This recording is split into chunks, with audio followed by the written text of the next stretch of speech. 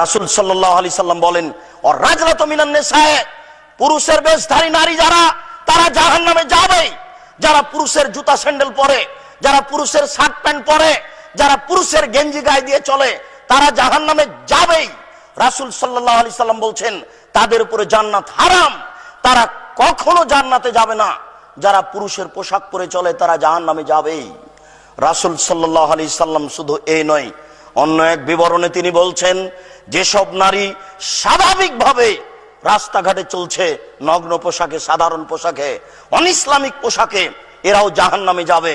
তিনি বলেন, নেসাউন, মহিলা, কাসিয়াতুন, কাপড় পরে থাকে, আর এতুন, উলঙ্গ। কাপড় পরে যারা উলঙ্গ হয়, যারা ছোট ব্লাউজ পরে থাকে, পেট পিঠ দেখা যায়, যারা ফতোয়া গায়ে দিয়ে স্কুল কলেজে যায়, এরাই হচ্ছে উলঙ্গ পোশাকের নারী। রাসূল সাল্লাল্লাহু আলাইহি সাল্লাম বলছেন, মুমিলাতুন, এরা পুরুষকে নিজের দিকে আকৃষ্ট করে। যখন রাস্তায় তারা চলে, দুই দিকে মানুষ তাকে দেখতে থাকে। মায়লাতুন, এরা নিজেরাও পুরুষের দিকে আকৃষ্ট হয়। এরা যখন বাড়িতে থাকে, তখন স্বাভাবিক গতিতে থাকে, বাড়ির কাজবাজ করে, মায়ের সহযোগিতা করে। যখন বাড়ি থেকে বের হয়, হাটে বাজারে যায়, স্কুল কলেজের দিকে যায়, তখন কেন জানি কেমন কেমন করে, আন্টি শান্টি করে, একবার হাত হিলাই, একবার চুল নাড়ে, একবার মাথা হিলাই, বিভিন্ন পদ্ধতিতে চলাচল করে। এটাই আল্লাহ রাসূল বলছেন যে তারা নিজেরাও পুরুষের দিকে আকৃষ্ট হয়। রাসূল সাল্লাল্লাহু আলাইহি সাল্লাম বলেন, লা ইয়াদখুলুল জান্নাহ, এরা জান্নাতে যাবে না।